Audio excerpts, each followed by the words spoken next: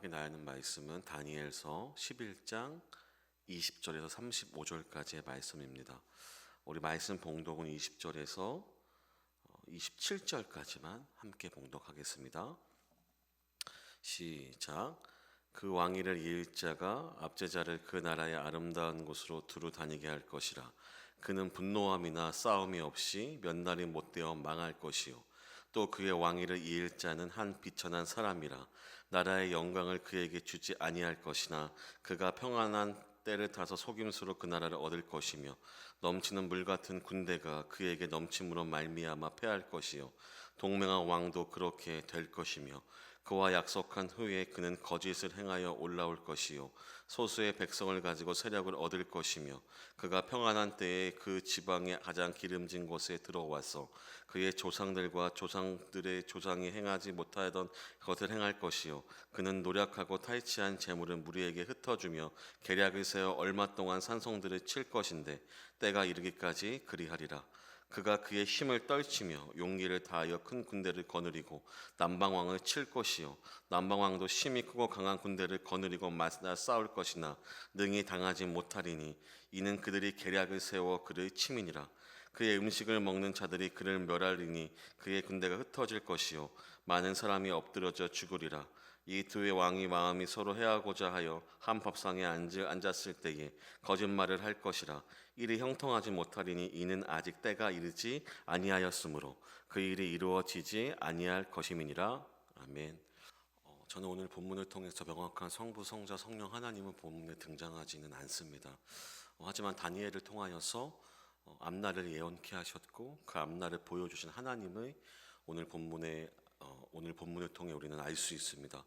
다니엘서 10에서 12장까지는 마지막 때 종말에 관한 이야기가 등장합니다. 오늘 본문에는 역사적인 배경을 다루기도 하고 그것이 역사를 넘어 우리의 마지막 때 일어날 일이라고 말하기도 합니다. 무질서한 인간의 왕이 등장하고요, 마지막 때의 성도의 환난과 배교하는 자가 있을 것이라고 이야기합니다. 하지만 끝까지 정결한 자가 있을 거라고 오늘 본문에서는 이야기하고 있습니다. 우리는 마지막 때 종말을 살아가고 있는데요, 이 구약 때에서도 하나님은 다니엘서를 통하여서 종말에 관하여서 우리에게 분명히 이야기를 하고 계십니다. 중요한 것은 우리는 이미 승리를 얻은 자이며 하나님의 때가 반드시 있다라고 오늘 본문 역시 우리에게 설명하는데, 그렇다면 여러분, 우리가 이미 승리를 가진 자, 이미 예수 그리스도로 영원한 승리를 가진 자의 모습, 성도가 마지막 때를 살아갈 때에 어떻게 온전하게 살아갈 수 있을지 오늘 다니엘이 예언한 마지막 때의 모습을 통하여 우리에게 주는 교훈을 함께 나눠보고자 합니다. 첫 번째, 우리는 정직하게 살아가야 합니다. 오늘 본문에서는 한 비록 비천한 왕을 중심으로 오늘 본문을 설명하고 있는데요, 그는 안티쿠오스 4세 에피파네스를 의미하고 있습니다. 20절과 21절에 보면 그 왕위를 이를 자가 압제자를 그 나라의 아름다운 곳으로 두루 다니게 할 것이나 그의 분노함이나 싸움이 없이 몇 날 못되어 망할 것이요. 한 왕이 일찍이 신하의 배신으로 목숨을 죽게 됩니다. 그러자 에피파네스가 그 기회를 틈을 타서 왕위에 오르게 되는데요, 또 그의 왕위를 이을 자는 한 비천한 사람이라. 이 사람이 에피파네스를 의미합니다. 나라의 영광을 그에게 주지 아니할 것이나 그가 평안한 때를 타서 속임수로 그 나라를 얻을 것이며, 이 에피파네스가 유대교를 가장 핍박했던 자, 그런 자로 아주 유명한 자인데요, 이 자는 오늘 성경에 설명하기를 비천한 자이며 나라의 영광을 받지 못할 자라고 이야기합니다. 성도가 단순히 역사적 인물과 사실만을 이야기하는 것이 아니라 어떠한 특정한 인물이라기보다도 이후의 마지막 때 성도에게 당할 환난과 고통과 고난으로 오늘 본문은 또한 우리에게 설명하고 있습니다. 그는 비열한 방법으로 왕위를 차지하였고 어떠한 방식 가운데에도 그에게는 정직한 방법이 없이 잘못된 방법으로 그는 사람들을 괴롭히며 유대교를 핍박했던 자라고 오늘 성경은 이야기합니다. 속임수로 나라를 얻은 자, 그가 바로 에피파네스입니다. 마지막 때에는 거짓과 속임수가 가득할 것이며 또한 우리의 성도들은 더 큰 핍박과 환난을 환란을 경험하게 될 것입니다. 하지만 우리에게 있어서는 비열한 방법과 거짓과 속임수가 아니라 우리는 오늘 하루를 살아갈지라도 정직한 방법으로 하나님 앞에 살아가야 할 것입니다. 우리가 마지막 때를 인식한다면 모든 사람과 사건을 대할 때 우리에게 일어나는 한 가지 한 가지의 일들을 바라볼 때 더 온전하고 정직하게 우리는 하나님 앞에 서야 할 것입니다. 두 번째로는 우리는 우리의 욕망을 버리고 연합의 길을 도모해야 합니다. 이 에피파네스는 애굽을 공격하게 됩니다. 애굽은 자신의 누이였던 아들, 조카죠. 조카가 지금 왕위에 올라 통치하고 있던 나라였는데 이의 욕망은 애굽까지 뻗쳐서 애굽을 공격하기 시작합니다. 25절에 그가 그의 힘을 떨치며 용기를 다하여 큰 군대를 거느리고 남방왕을 칠 것이요 남방왕도 힘이 크고 강한 군대를 거느리고 맞서 싸울 것이나 능히 당하지 못하리니 이는 그들이 계략을 세워 그를 치민이라. 계략을 세워 그들을 치게 됩니다. 이 에피파네스는 많은 사람들과 동맹을 맺어 싸우기도 하였지만 그 동맹국들을 배신하였고 애굽을 칠 때에도 계략을 세워 그들을 치고 그때의 애굽에 이미 왕이 있었지만 다른 환 왕을 세워서 그 두 왕을 통해 그 나라가 분열하도록 만들었습니다. 마지막 때에 우리에게 있어서 사탄은 우리를 분열하게 할 것이며 우리를 스스로 무너지게끔 할 것입니다. 27절에 이 두 왕이 마음이 서로 해하고자 하여 한 밥상에 앉았을 때에 거짓말을 할 것이라. 일이 형통하지 못하리니 이는 아직 때가 이르지 아니하였으므로 그 일이 이루어지지 아니할 것임이니라. 애굽에 또 한 왕을 세워 그 두 왕을 분열시키고 그 분열을 통하여서 애굽이 스스로 자멸할 수 있도록 하였지만 모든 것이 그의 뜻대로만은 되지는 않았습니다. 마지막 때에는 또한 두 왕의 마음이 서로 해하고자 우리의 마음을 갈라놓는 것들이 우리 가운데 더 흥황할 것입니다. 하지만 우리는 개인의 욕망을 버리고 모든 성도 간에 모든 우리 간에 있는 모든 환경 속에서 연합을 도모할 수 있는 우리가 되어야 할 것입니다.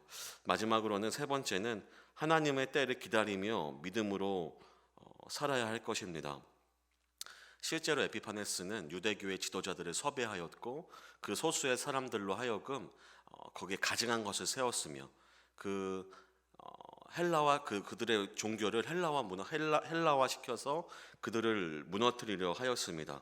첫 번째 애굽을 공격할 때는 성공하였으나 두 번째 공격하였을 때는 오늘 본문은 첫 번째만 못하다고 말하고 있는데 로마군의 원정이 애굽을 도왔기 때문입니다. 전쟁에서 패배한 에피파네스는 그가 돌아가면서 유대교를 멸하고자 하여서 그들 가운데 종교 지도자를 섭외하여 그들의 문화와 종교를 아예 멸망시키고자 하였습니다.